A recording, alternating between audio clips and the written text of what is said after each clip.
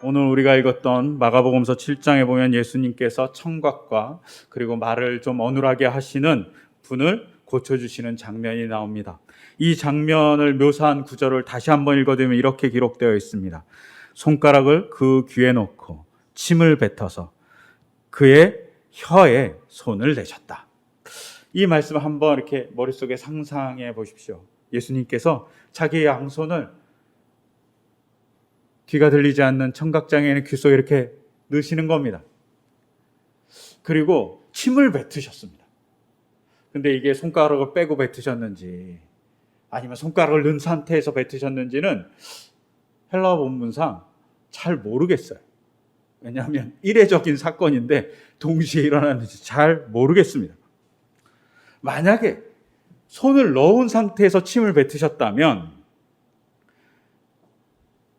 그래도 좀 괜찮지 않습니까? 이렇게 손을 넣어서 땅에 침을 뱉으셨겠죠. 얼굴에 침은 뱉지 않으셨겠을 것 같아요.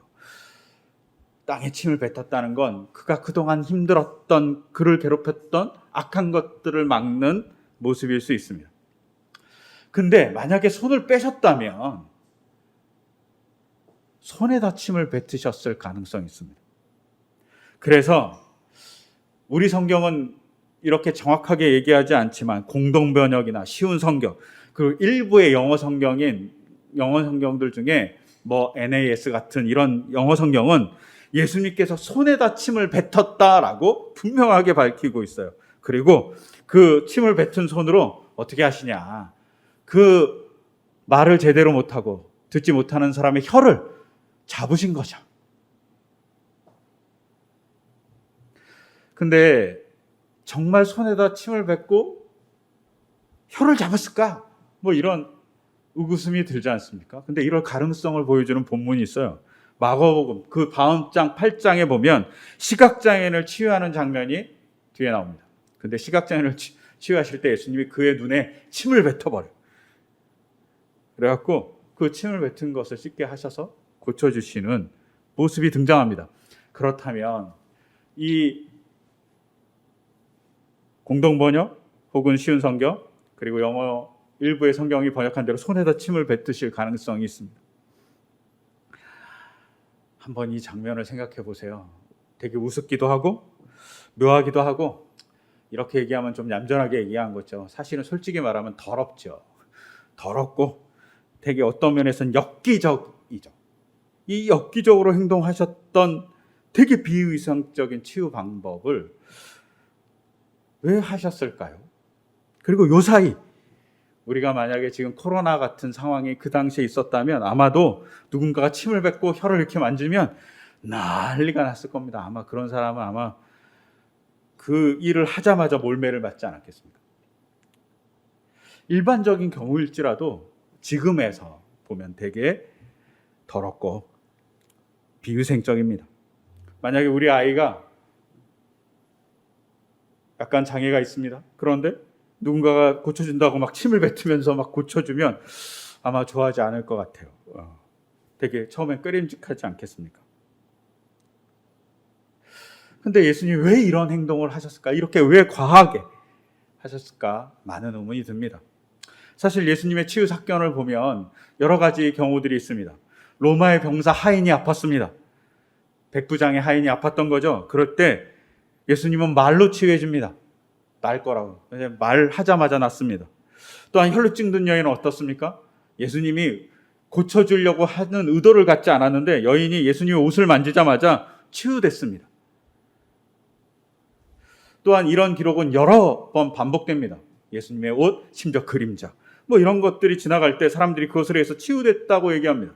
그렇다면 이 청각과 말의 어눌함을 가졌던 이 사람이 그냥 예수님이 고쳐주셔도 되는데 대단히 과한 행동을 하십니다. 아니면 우리가 오늘 읽었던 마가복음 7장 34절에 예수님이 장애를 가지고 있는 사람을 향해서 에바다라고 합니다. 열려라 이렇게 얘기하는 것이죠. 그러면 이 얘기만 하셔도 되지 않을까요? 굳이 그 앞에 있는 33절에 있는 행동을 하지 않으셔도 될 것 같습니다. 그리고 더 의문스러운 것은 이 행동을 하기 전에 어떻게 하셨냐는 겁니다. 이 행동을 하기 전에 예수님은 이 사람을 따로 떼어서, 무리에서 따로 떼어서 다른 공간으로 이동하십니다. 아마도 소수의 사람만이 이 장면을 보았을 것입니다. 병자를 치유하는 행동을 예수님은 많은 사람들에게 공개적으로 보여주기 싫어하셨던 것 같아요.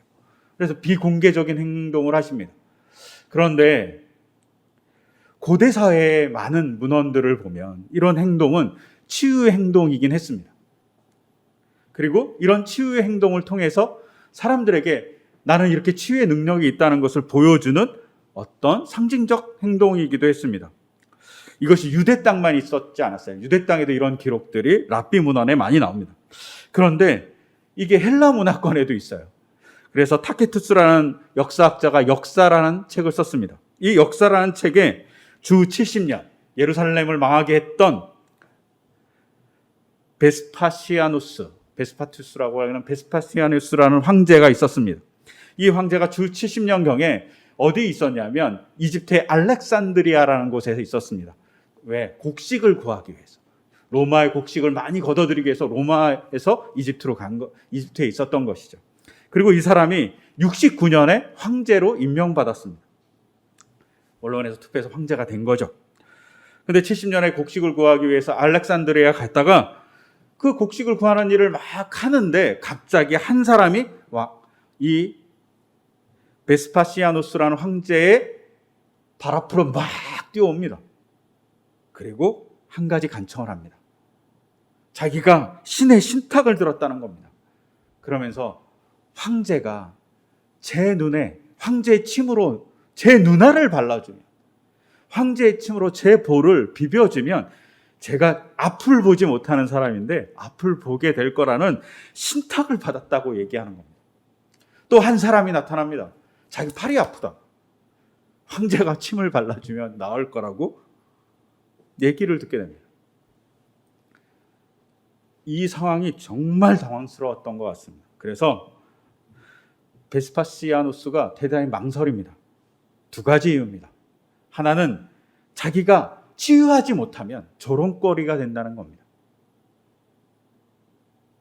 그리고 만약에 자기가 그것을 회피한다면 의심하고 황제의 권위가 땅바닥에 떨어질 거라고 생각하는 겁니다. 망설입니다. 옆에 제사장들에게 묻기도 합니다.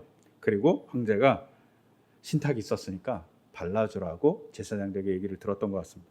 그리고 황제는 정말로 자기 침으로 자기 앞에 달려왔던 시각장애인의 눈을 볼을, 그리고 팔이 아팠던 자에게 팔에 침을 발라줍니다. 그리고 타케투스의 역사라는 이 책에는 병이 낫다고 기록되어 있어요.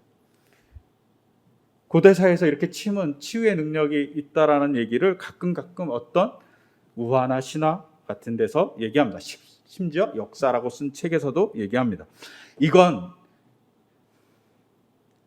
베스파시아누스라는 사람이 황제가 되었을 때 황제의 권위를 나타내기 위해서 일부러 쓰여진 용비어천과 같은 이야기일 가능성이 많습니다.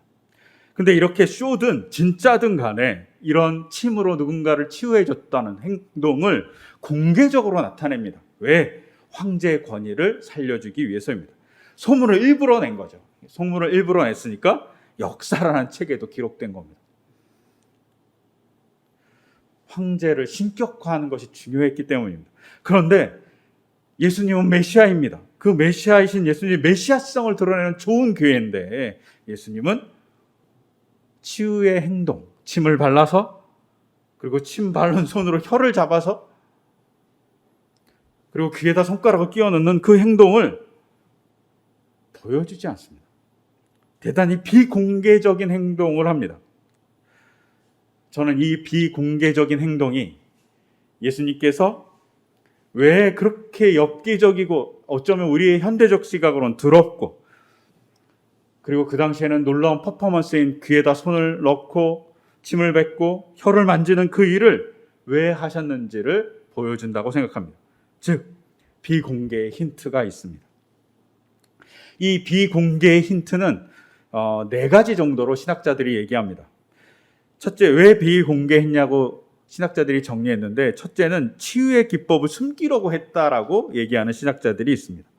둘째는 치유의 동작이 쇼같이 보이지 않기 위해서. 거룩한 행동인데 그걸 쇼같이 보이면 되게 우습잖아요. 그러니까 그 행동을 보이지 않기 위해서 숨기셨다. 세 번째는 이적을 공중 앞에서 행함으로써 자기의 메시아성을 아직은 드러낼 때가 아니니까 드러내지 않으셨다. 그래서 일부러 보여주지 않으셨다라고 생각하는 사람들이 있습니다. 그리고 네 번째, 레인이라는 신학자가 이렇게 얘기했습니다. 장애를 가진 자와 인격적인 관계를 수립하기 위해서 둘이 단독자로서 만나기 위해서 따로 떨어졌다라고, 비공개하셨다라고 얘기했습니다. 저는 이 네 가지를 쭉 읽으면서 개인적으로는 레인의 의견에 동의합니다. 그리고 레인의 의견 속에 예수님을 만납니다. 예수님은 장애를 가진 자를 인격적으로 만나고 싶었던 거죠. 우리가 그러잖아요. 대중 속에서 즐겁게 대중과 만나면서 소통할 수 있지만 정말 깊은 관계를 하려면 소수가 만나죠. 여러분, 우리가 상담을 받을 때도 공통의 이슈가 있어서 같이 집단으로 상담받을 수 있지만 정말 개인의 문제가 심각하면 어떻게 합니까? 상담자와 내담자가 단독자로 만납니다. 우리가 연애를 합니다. 연애를 할 때 친구들과 더불어서 즐겁게 막 같이 어울리기도 하지만 오롯이 둘만 깊은 관계를 가기 위해서 둘만 만나기도 합니다. 둘만 영화관에 가고요. 둘만 산에 가기도 하고요. 둘만 카페에 가기도 합니다. 왜요? 둘이 깊은 만남을 하기 위해서입니다. 따로 떨어져 있는 이유는 깊은 만남을 하기 위해서라는 이 관점을 보면 예수님은 소리가 들리지 않고 말을 제대로 할 수 없는 그 사람과 깊은 만남을 하기 위해서 그를 따로 떼어 놓으신 겁니다. 퍼포먼스를 하지만 그것이 중요하지 않았던 것이죠. 이 관점에서 우리가 봐야 되는 것이 있죠. 좀 전에 얘기한 로마 형제 베스파시아누스는 자기의 황제성을 드러내기 위해서 일부러 퍼포먼스를 합니다. 일부러 행동을 과하게 하죠.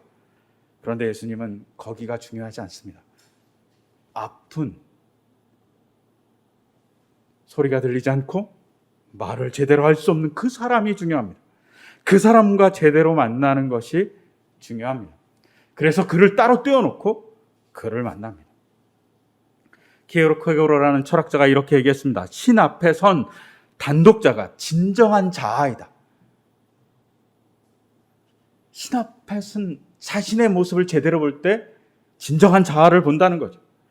예수님이 그의 자아를 진정으로 보여주고 그와 같이 진정으로 만나는 것이 따로 떼어서 예수님이 그에게 귀에 손을 놓고 침을 뱉으시고 혀를 손으로 만지시는 그 작업 속에 있었을 것입니다. 소외 외로웠던 사람과 진정으로 만남을 통해 위로를 해주시는 거죠. 그리고 이 위로는 단순하게 공감만이 아니라 진정한 위로입니다. 귀를 만지시는 것이 어떨까요? 귀에 손을 넣습니다. 그냥 너가 귀가 안 들리지? 내가 한번 넣어볼게 이런 게 아니라 그가 듣지 못한 삶의 괴로움, 외로움, 그리고 그것을 통해서 가졌던 삶의 좌절 등을 느끼는 것이 아니라 그 사람이 되어주는 과정 같습니다. 예수님 우리의 아픔을 느끼기 위해서 십자가에 달리셨듯이 예수님이 그의 귀에 손을 넣는 건 예수님이 듣지 못하는 그와 같이 듣지 못하는 삶의 자리에 계셨던 것이죠. 침을 뱉는 행위는 고대 사회에서 악을 물리치거나 액을 막는 행위라고 생각했습니다. 그에게 괴롭혔던 많은 아픔들이 있습니다. 그것을 막기 위해서 땅에 침을 뱉을 수도 있죠. 네가 얼마나 괴로웠는지 안다. 내가 너의 보호막이 돼줄게 라고 얘기해 주시는 행동일 수 있습니다. 또한 만약에 침을 뱉은 손으로 그를 만졌다면 나의 생명과 나의 책, 그것이 너와 같이 있다라는 동행의 의미로 간절함으로 만졌을 것입니다. 더불어서 혀를 손으로 만지신 것은 그가 말하지 못하는 굳어버린 혀, 그 혀를 예수님도 같이 갖고 싶어서 십자가에서 예수님께서 말할 수 없는 고통 때문에 외쳤다라는 것 같이 말할 수 없는 그것으로 그에게 외치는 것 같이 혀를 만지셨을 겁니다. 그리고 예수님이 34절에 이렇게 하십니다. 하늘을 우러러보시고서 탄식하시고 라고 되어 있습니다. 제가 이번 주 묵상하면서 올리기도 했지만 이 탄식하다는 헬라어는 그냥 탄식하다는 헬라어이긴 하지만 그 옆에 수식어 하나가 더 붙을 가능성이 있습니다. 어떤 수식어가 붙을 수 있냐면 끙끙거리며 신음하다라는 말로도 번역될 수 있습니다. 저는 이 34절의 이 앞부분 상반절을 하늘을 우러러보시고 끙끙거리며 신음하시다라고 번역하면 어떨까 생각했습니다. 왜요? 말을 제대로 못하는 사람이 말을 제대로 할 수 있었겠습니까? 말을 제대로 할 수 있는 사람이 탄식이라도 제대로 했겠습니까? 그 소리가 이상했을 겁니다. 그런데 그 소리 이상한 모습으로 끙끙거리며 예수님이 동일하게 신음하셨다라고 번역하면 정말 좋은 의미로 저에게 다가올 듯 했습니다. 표현을 잘못하는 그 사람을 향해서 똑같이 표현하지 못하는 모습으로 끙끙거리며 신음하는 모습을 같이 보여주시고 아파하십니다. 그리고 예수님이 그 전에 보여주지 않았던 치유의 모습 하나를 더 보여주십니다. 바로 뭐냐면 소리치는 겁니다. 에바타라고 얘기하는 겁니다. 정확하게 얘기하면 에파타입니다. 열려라 라고 얘기하는 것이죠. 왜요? 말을 어눌하게 한 그 사람의 답답함을 대신 얘기하는 거죠. 그리고 열려서 팍 열려서 그가 똑바로 말을 했다라고 되어 있습니다. 예수님의 따로 때려서 그 사람을 만나고 정말 특이한 행동을 하신 건 그의 아픔과 힘듦을 공감하기 위해서, 그의 아픔과 힘듦을 예수님이 같이 느끼기 위해서, 그리고 그 느끼고 있는 예수님이 너와 함께 있다는 사실을 알리기 위해서, 그리고 그와 더불어서 똑같이 신음하면서 그의 간절한 소망을 같이 얘기해 주신 장면이라고 볼 수 있습니다. 그리고 더불어서 또 하나의 의문은 그러면 왜 이렇게 또 행동하실까라는 다시 또 의문이 등장합니다. 왜냐하면 그냥 치유해 주시면 치유해 주실 수 있으시니까요. 그런데 예수님께서 침을 뱉고 귀에 손을 넣고 혀를 만지는 것은 그 당시에 치유하는 방법 중에 하나였습니다. 그래서 라피 문헌에 의하면 라피 치아라는 사람은 환자를 고치기 위해서 치아를 잡았다라고 라피 문헌에 기록되어 있습니다. 조금 전에 얘기했던 로마 황제 베스파시아누스는 침을 뱉어서 병자를 고쳤다고 기록되어 있습니다. 즉 고대 사람들은 이런 침 혹은 어떤 행동이 있을 때 더욱더 치유받는 것에 대한 느낌을 가질 수 있습니다.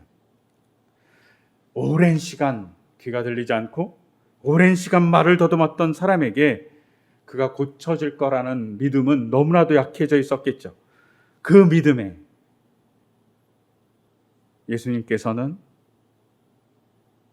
일반적으로 그 당시에 행해졌던 치유 행위를 통해서 치유해 주시는 놀라운 역사를 보여줍니다.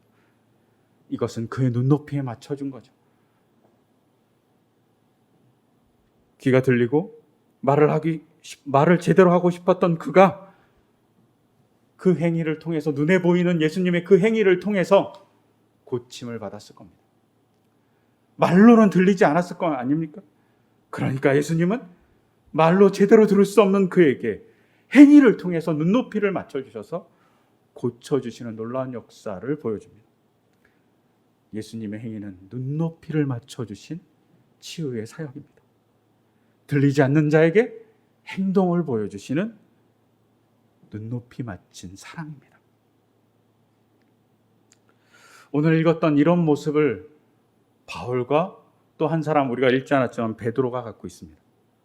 오늘 읽었던 사도행전 13장 9절에 보면 사울이 자신을 소개하면서 이렇게 얘기합니다. 바울이라고도 하는 사울이라고 얘기합니다. 누가가 이렇게 이제 바울을 소개한 것이죠. 근데 사실은 13장 이후부터 바울이라고 그러지 13장 이전 앞부분부터는 사실은 바울을 사울이라고 얘기했습니다. 근데 어느 순간 이름이 바울로 바뀝니다. 그래서 제가 옛날에 청년 때 이런 설교를 들은 적이 있습니다. 사울은 큰 자라는 뜻이고 바울은 작은 자라는 뜻이라고. 그래서 사울이 다메섹 도상에서 예수님을 만난 이후에 자기가 작은 자라는 고백으로 이름을 바꿨다고 이런 얘기 들은 적이 있습니다. 여러분 중에도 들은 분이 꽤 있을 수도 있습니다. 그런데 사실은 이 계명이 정확하지는 않을 것 같아요. 왜냐하면 바울은 날 때부터 로마인이라고 얘기했습니다. 그러면 로마식 이름을 날 때부터 가졌을 것입니다. 즉 사울이라는 히브리적 이름과 바울이라는 로마적 이름을 다 갖고 있었겠죠. 날 때부터. 또 그것을 더 알 수 있는 건 바울이 작은 자라는 뜻도 갖고 있지만 바울이란 이 이름은 로마의 유명한 장군의 이름입니다. 주전 3세기에서 2세기 사이에 마케도니아를 점령한 장군의 이름이 바울입니다. 로마식 이름으로 바울로스. 그 가문이 바울이에요. 그래서 다 이름이 바울이에요. 그놈의 가문은. 즉 유명한 장군의 이름을 사용하고 있습니다. 또 사울이라는 이름이 큰 자란 뜻도 아니에요. 그냥 하나님에게 요청하다 아니면 하나님의 음성을 듣다 뭐 이런 의미이기 때문에 사실은 사울에 대해서도 잘못 해석한 겁니다. 즉 사울이 바울이 된 사건은 다메섹 도상에서 예수님을 만났기 때문에 변경한 것은 아닙니다.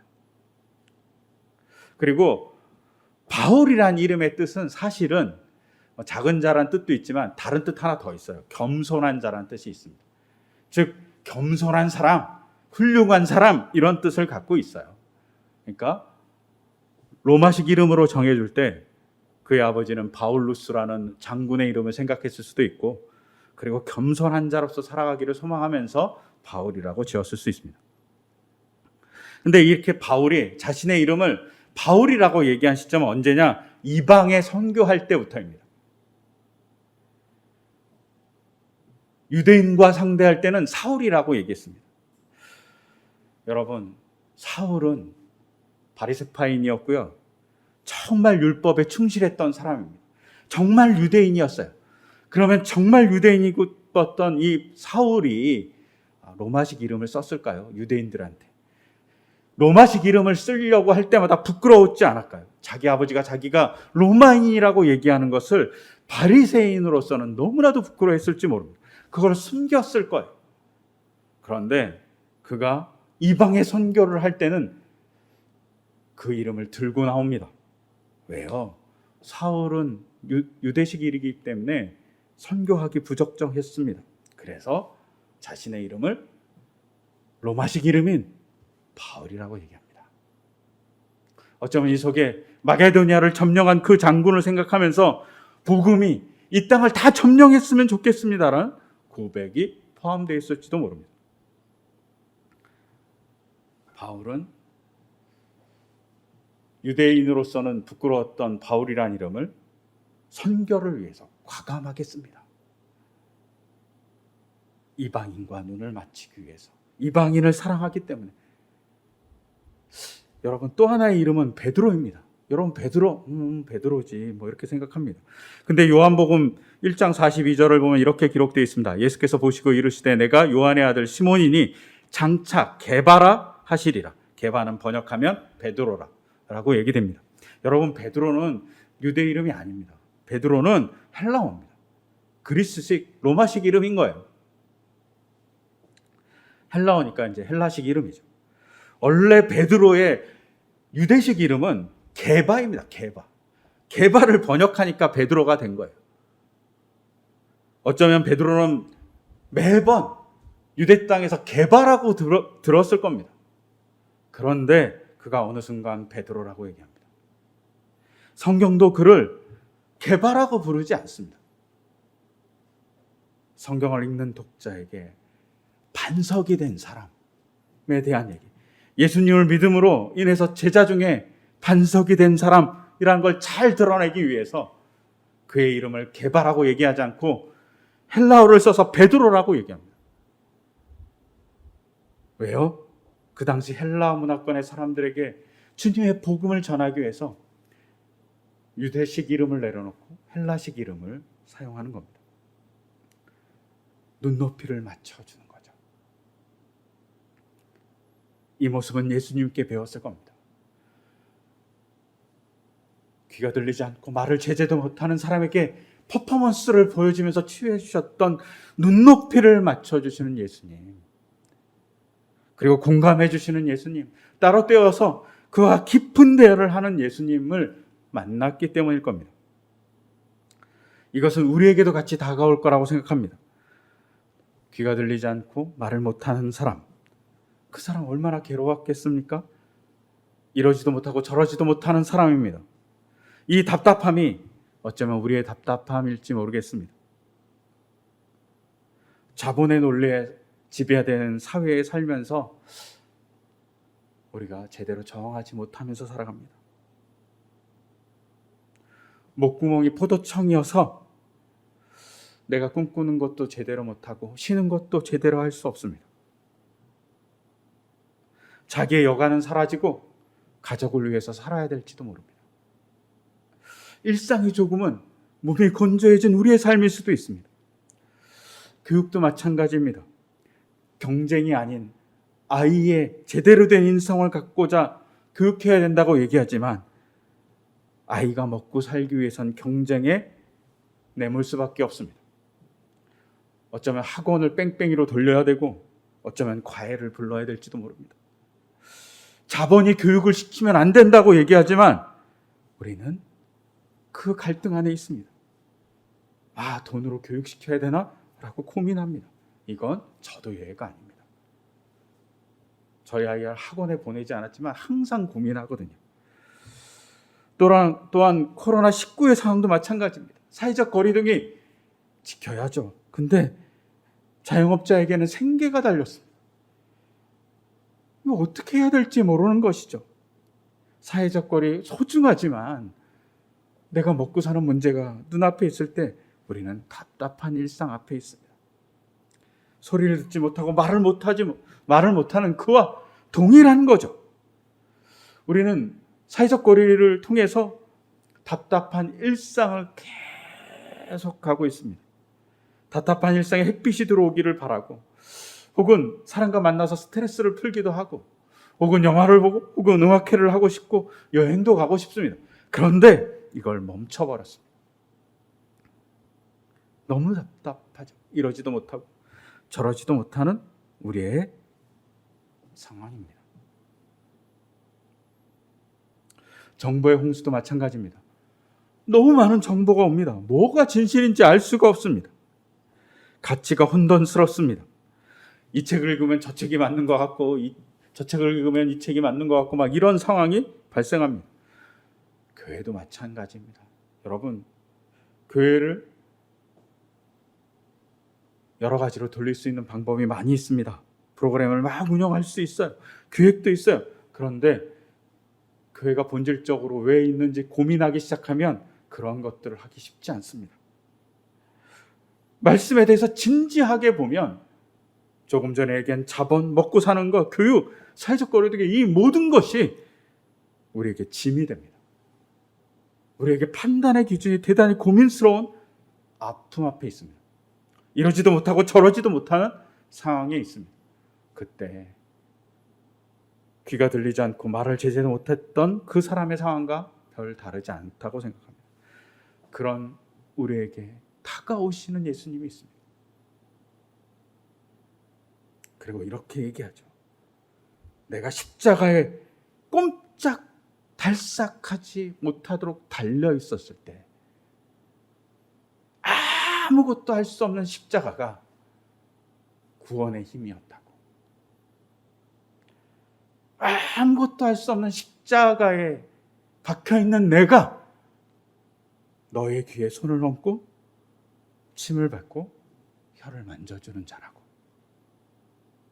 그리고 그 단독자로 만나주신다고 얘기합니다. 그 단독자로 우리가 예수님을 만날 때 청각 장애를 가지고 말을 어눌하게 했던 사람이 예수님을 깊이 만났듯이 우리도 만나게 될 겁니다. 그리고 그 속에 해결점이 있을 거라고 저는 믿습니다. 여러분, 그 해결점을 만났기 때문에 사울이 바울 됐고요. 시몬 게바가 시몬 베드로 됐습니다. 눈높이를 맞춰서 찾아오시는 주님을 우리가 기대하기를 소망합니다. 그리고 그 눈높이를 맞춰서 찾아오신 주님 때문에 우리가 기쁨을 누리고 즐거움을 누리는 삶이 되기를 소망합니다. 또한 그 깊은 만남이 있을 때 우리의 아픔을 적나라하게 주님께 보여주길 소망합니다. 청각이 들리지 않는 사람에게 귀를 꽂을 때 그것을 허락한 청각 장애인이 있습니다. 침을 뱉을 때 그 침을 더럽다고 생각해서 거부한 것이 아니라 예수님의 간절함으로 받아서 그의 혀를 내보였던, 말을 더듬던 주인공이 있습니다. 우리도 그렇게 우리의 모습을 적나라하게 예수님과 만나서 보일 때 키에로케고르가 말한 대로 신 앞에서 단독자로서 진정한 자아를 만날 수 있는 우리가 되고 예수님이 그 자아를 안아주시고 치유해 주시는 그 사랑을 만날 겁니다. 그리고 우리의 아픔 때문에 끙끙거리며 신음하시는 주님의 사랑을 만날 거라고 저는 믿습니다. 그런 주님의 사랑, 주님의 안아주심, 끙끙거리시는 신음을 이번 주간 우리가 같이 경험하면서 기도하면서 만나기를 소망합니다. 그런 소망을 담아서 이 시간 제가 기도드리겠습니다. 주님, 청각이 들리지 않고 소리가 들리지 않고 말을 제대로 할 수 없었던 한 사람에게 치유의 행동으로 일일이 보여주시고 그와 만나기 위해서 그의 괴로움을 깊이 느끼기 위해서 그의 아픈 부분들을 만져주셨던 주님, 오늘날 우리의 아픔에도 찾아오시기를 소망합니다. 사회의 아픔에 찾아오셔서 우리가 그걸 적나라하게 보고 주님께 적나라하게 고백하기를 소망합니다. 우리의 개인의 육신의 아픔이 있다면 그 육신의 아픔을 주님께 적나라하게 고백하기를 소망합니다. 우리의 삶의 관계의 아픔이 있다면 적나라하게 고쳐달라고 우리가 고백하기를 소망합니다.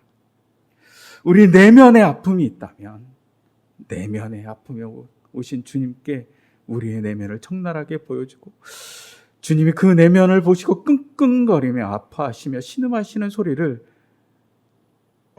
우리가 듣게 하시고 그 신음하는 소리를 들어서 주님의 위로를 받고 주님이 에파다 하셨던 것 같이 우리의 아픔들이 회복되기를 소망합니다.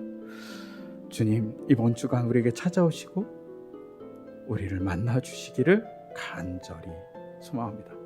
그 소망을 담아 이 모든 것 주 예수 그리스도의 이름으로 기도드립니다. 아멘.